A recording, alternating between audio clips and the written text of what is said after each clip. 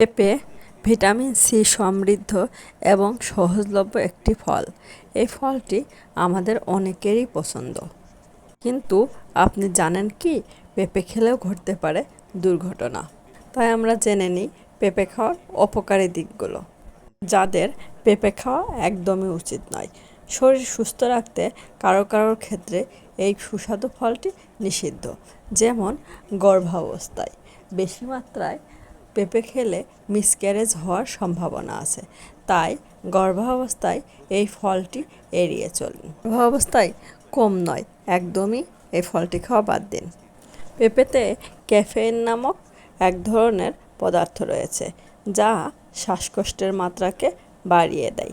যাদের অ্যাজমার সমস্যা রয়েছে তারা পেঁপেকে পরিহার করুন। যাদের কিডনি সমস্যা রয়েছে তারা পেঁপে পরিহার করুন।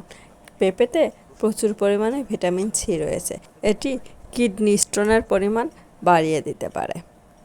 পেঁপের কালো বিচিগুলোতে টক্সিক এনজাইম কার্পাইল থাকে, যা মস্তিষ্কের অসারতা তৈরি করতে পারে, অর্থাৎ কার্ডিয়াক ডিপ্রেশন বা প্যারালাইসিসের মতো সমস্যা দেখা দিতে পারে। কাঁচা পেঁপের রস বিষাক্ত ও ক্ষতিকর, এটি চুলকানি সৃষ্টি করে থাকে। যাদের ক্যারোটিনিয়ামের সমস্যা রয়েছে তাদের পেঁপে না খাওয়াই উত্তম। শর্করার মাত্রা এটি কমিয়ে দেয়। অতিরিক্ত মাত্রা পেঁপে খাওয়ার ফলে পুরুষদের ইনফার্টিলিটির সমস্যা দেখা দিতে পারে, এটি স্পার্ম কাউন্ট কমিয়ে দেয়।